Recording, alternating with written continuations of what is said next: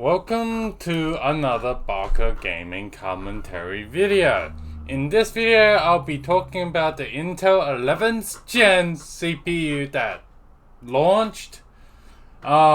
This generation is a rather unique one. Only the i9, i7, i5 will have the Ice Lake cores that's backported from the Intel 10 nanometers to the 14 nanometers.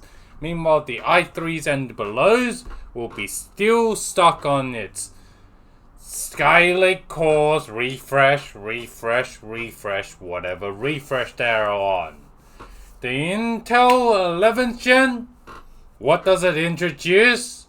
With the Skylake cores, the AVX12 instruction, which is very prominently used in the workstation and the Xeon lineup. But meanwhile, on the, us casual users, it's barely used, or basically not. The CPU don't need to have AVX12. So, this also caused a conundrum in the i9s and the i9 1199K.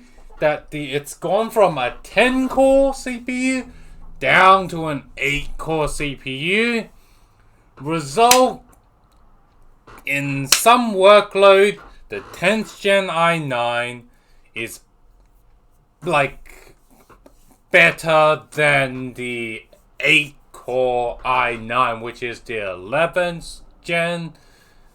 And this also caused an issue with the i9s and the i7 11th Gen. They are both 8-core, 16 threads, and the only thing difference, out-of-box clock speed. You know what I think Intel's just doing at this point with the i9? They're just selling the golden samples that are like the 0.001%. But for most end users, that's going to be at best putting a beefy air cooler or even an average cooler or an AIO on it. You are not going to tell the difference between an i9 and the i7. And yeah, this has kind of made the review community, the technical communities, like the i9 is stupid, you should buy the i7, but then there's also the problem of the previous 10 Gen i7s and the i9s, that it's like, if you were buying Intel at the price, why don't you buy the previous generation? Because the previous generation in 10 Gen, they offer you 10 cores, 20 thread on the i for a pretty decent price, and the i7, yeah. So basically, a lot of reviewers is like, yeah, 11th Gen, yeah, go buy the i7 if all other CPUs are out of stock, including their competitors. That is maybe the only reason to buy the i7. The i9s is basically a never touch that shit unless you're those extreme overclockers. Now, let's talk about the Intel 11th Gen i5. On the other hand, that was received with lukewarm reception.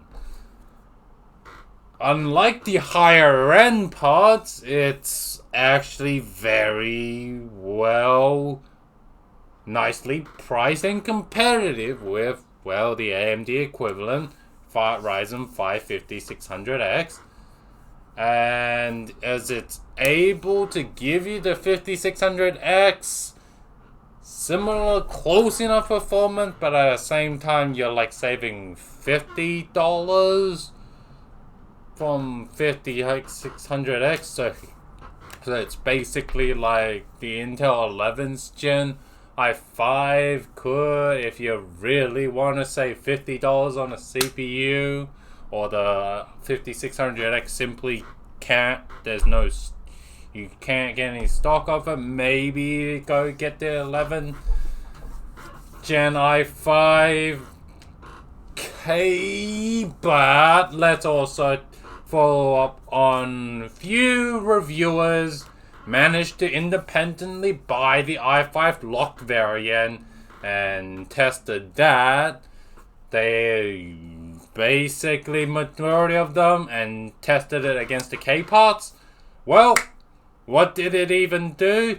The locked part saved you even more money, and you even got close to the K SKU CPU while saving money. So I think if you're really on like a budget gaming PC right now, I think the 11 Gen i5, buy a freaking 11 Gen i5 locked core, buy a maybe 3200 megahertz RAM, and get a decent B560 motherboard, and yeah, off you go to the races. You're gonna get a pretty decent gaming PC for cheap. So basically, Intel i5, the lock part with the decent B series motherboard, it's the best budget gaming PC as of Q1 2021. On top of this, Intel also debuted their long-awaited Xe GPUs, or now they are now calling it the DG GPU, which, oops, Intel made a big oops on the launch day. They forgot to give us the drivers for the iGPU. So basically, yeah, on launch day, people and reviewers were like, what the hell? Why did Intel not give give the public iGPU drivers? Nah.